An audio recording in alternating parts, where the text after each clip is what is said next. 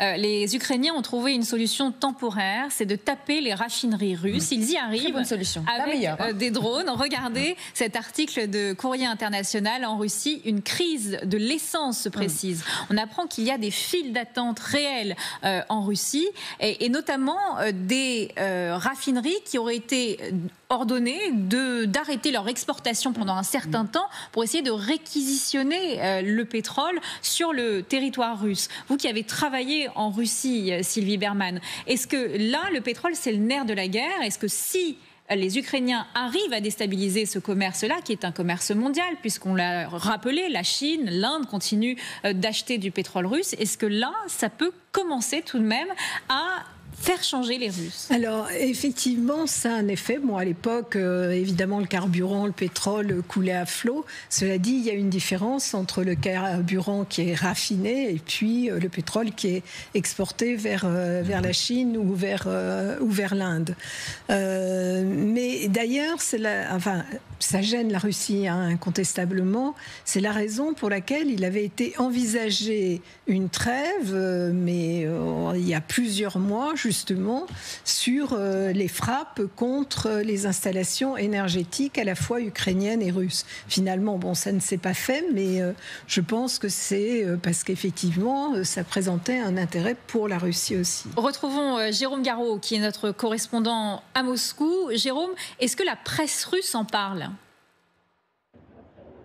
Bonjour, oui, c'est pénurie locale, c'est augmentation du prix de l'essence. Tout ceci est traité par la presse russe. Alors, il ne s'agit pas d'un problème totalement nouveau, dans la mesure où, depuis des mois, la production nationale ralentit du fait des attaques ukrainiennes sur les dépôts de carburant. Ce sont des attaques qui sont parfois d'ailleurs conduites dans des zones très loin du front, comme dans la région de Saint-Pétersbourg. Mais très récemment, une série de raids a frappé 3 grosses raffineries et c'est ce qui a fait gonfler les prix du carburant. Vous ajoutez à cela l'armée russe, qui est aussi une très grosse consommatrice d'essence, et vous vous retrouvez dans cette situation. Le gouvernement, pour essayer de calmer un petit peu la situation, interdit désormais les exportations de carburant à destination de l'étranger jusqu'à la fin du mois d'août, voire jusqu'à la fin du mois de septembre. L'objectif, c'est de refaire descendre les prix d'ici un mois, le temps de réparer les raffineries, s'il n'y a pas d'autres attaques ukrainiennes. Et on apprend également que la Russie serait prête à mettre en place des mesures d'austérité parce qu'en fait, tout leur budget a été concentré sur le budget de la défense en laissant d'autres secteurs à l'abandon, Ludmila. Et c'est pas que l'abandon, c'est aussi la question de main-d'œuvre, c'est la question des investissements. Par exemple, si vous êtes une entreprise civile, du secteur civil en Russie, c'est très, très, très dur de faire un emprunt parce que les taux sont extrêmement élevés. La Banque centrale, ils ont diminué un peu les taux, mais ça reste à 18%, c'est quand même beaucoup.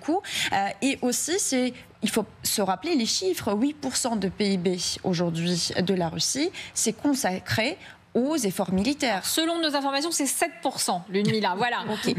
Source, je n'arrive pas à lire. Oui, c'est pour ça que j'ai des lunettes qui ne fonctionnent pas. CIPRI. Voilà. Bon, écoutez, c'est beaucoup quand même. Vous imaginez, bon, c'est vrai que les recettes de la Russie ne sont pas les recettes des États-Unis, mais je veux dire que par exemple, si demain on dit on s'arrête la guerre, voilà, c'est le feu, une trêve.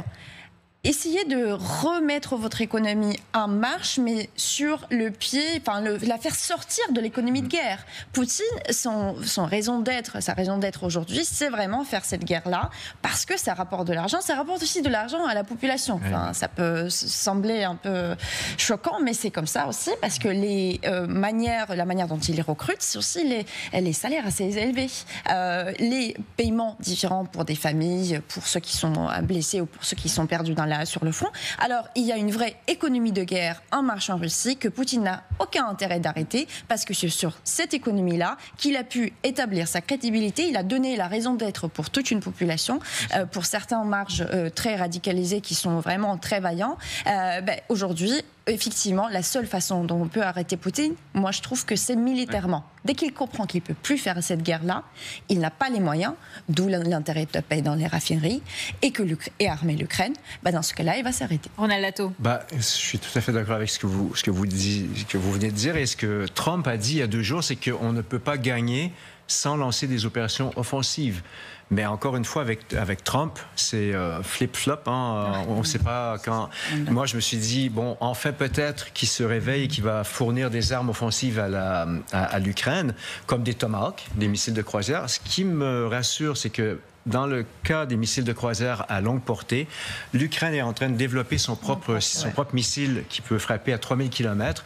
Et donc ça, encore une fois, c'est un bon point si l'Ukraine veut continuer à frapper des infrastructures énergétiques en Russie. Alors, les Américains vont-ils s'engager dans les garanties de sécurité pour l'Ukraine? Les Européens devront-ils avancer seuls? C'est la question sur toutes les lèvres ces dernières heures. Entre soutien hésitant et tentation du repli, Washington a-t-il vraiment saisi l'enjeu ou baisse-t-il déjà les bras? Regardez les propositions de Marco Rubio, qui a la double casquette, secrétaire d'État au département d'État et conseiller à la sécurité nationale. Propos rapportés par la presse américaine aujourd'hui. Marco Rubio a déclaré que les États-Unis participeraient aux garanties de sécurité d'après-guerre pour l'Ukraine, mais que l'administration Trump estime que l'Europe devrait prendre les devants. Une option serait d'envoyer des forces européennes en Ukraine, mais de confier leur commandement et leur contrôle aux États-Unis.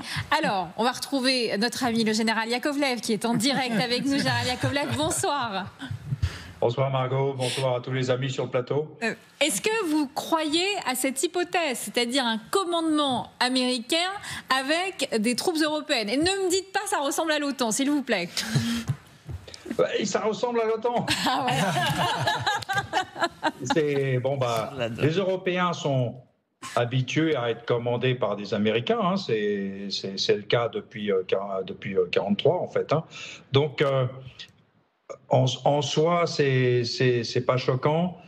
En réalité, j'y crois pas trop à ce que dit Rubio, parce que à cause du discours de Trump vendredi, Trump qui entretient cette illusion qu'il a besoin de décider de qui est un obstacle à la paix et qu'il se donne 2 semaines, ce qui en langage de Trump veut dire on verra. Pour en décider.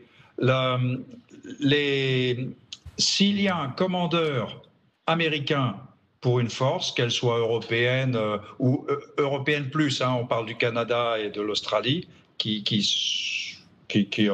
participent aux discussions, ça veut dire de fait, par exemple, une sorte de réassurance, c'est-à-dire peut-être des troupes non américaines au sol, mais en cas de problème, l'aviation américaine intervient, ce qui arrangerait les Européens. Donc pour moi, ce n'est pas forcément un gros sujet que ce soit sous commandement américain. Sous commandement américain suppose une vraie garantie américaine, sauf si les Américains se déjugent au dernier moment, ce qui reste possible.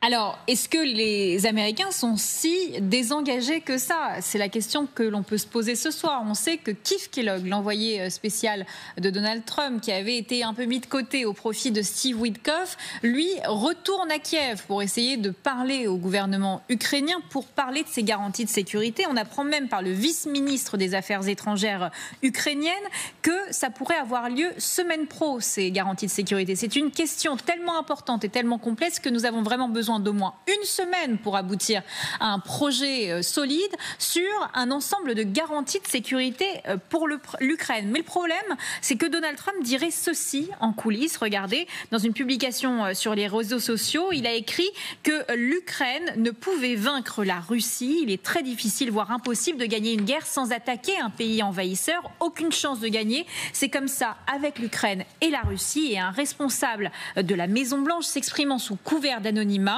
a dit que cette publication visait à signaler que l'Ukraine devra accepter un accord largement soumis aux conditions de la Russie. On a l'impression d'un mauvais remake, c'est-à-dire de retourner toujours en arrière. On fait des avancées et on revient à un accord qui serait plutôt à profit de la Russie, Sylvie Bermann.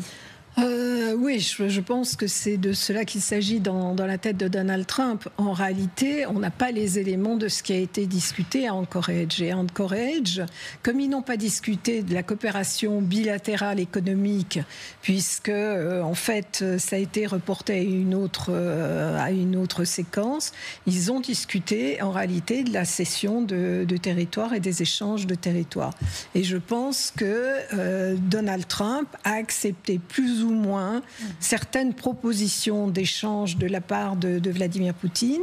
C'est la raison pour laquelle il a appelé Volodymyr Zelensky ensuite et les Européens sans s'engager, sans faire de deal. Donc il n'y a pas de contrepartie américaine jusqu'à présent, mais il garde cette idée en tête. Moi je pense qu'il peut à un moment dire bon, c'est aux Européens de se débrouiller, mais d'abord il tient à son prix Nobel, donc je pense qu'il y reviendra à un moment donné. Puis maintenant il pense même que ça lui vaudra d'aller au paradis, et donc je pense qu'il y reviendra à un moment donné. Mais c'est clair que depuis le début il a un biais très clair, non seulement en faveur de Poutine, ce qui est évident, mais en faveur de la Russie, parce que c'est un grand pays et que dans son esprit, ce qui compte, c'est les grands pays. Lumila.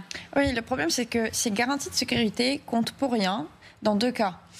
Si, par exemple, dans le cas d'aujourd'hui, c'est-à-dire que la Russie dit pas de troupes étrangers, européens ou autres sur le sol ukrainien, de toute manière, il faudra quand même donner les territoires. Mais dans le premier cas de figure, les garanties de sécurité font sens si, par exemple, indépendamment de ce que pense la Russie, les Européens, ils y vont. Et les Américains également. Le problème, c'est que Trump, il a cette position qu'il a, et les Européens ont besoin de soutien aérien américain et de soutien américain tout court, malheureusement. Enfin, je ne sais pas, peut-être le général Yakovlev pourrait corriger et dire qu'on n'aura pas peut-être besoin des Américains, mais on pourrait y aller. Alors, général Yakovlev, vous répondez quoi à Ludmila? Est-ce que les Européens ont forcément besoin des Américains pour la couverture du ciel? Alors, Ludmila, je suis d'accord avec elle sur le plan politique, moins d'accord sur le plan militaire. Je veux dire par là que une no-fly zone, de fait, les armées de l'air, plusieurs armées de l'air européennes, comparées à l'armée de l'air russe, sont capables d'imposer aux Russes, toutes seules, une no-fly zone sur l'Ukraine. Nous sommes capables de le faire. Maintenant,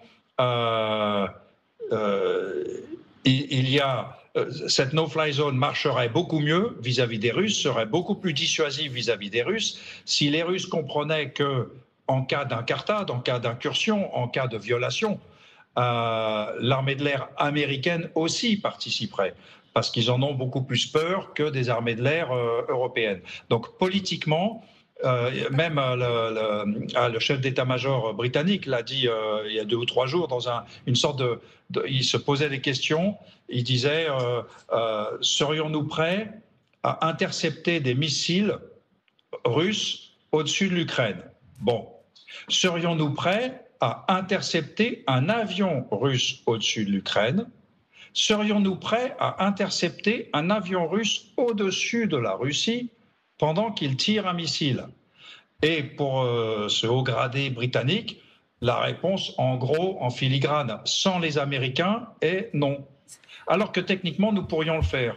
Donc, Lyudmila, je lui donne raison sur le plan politique. Les Européens tiennent beaucoup à cette réassurance américaine, pas parce que c'est un besoin militaire, mais parce que c'est un besoin politique. On sera beaucoup plus courageux, beaucoup plus allant si les Américains sont derrière nous.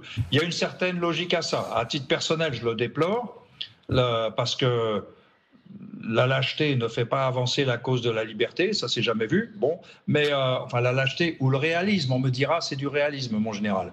Donc voilà où on en est. Donc politiquement, oui, militairement, on peut en débattre.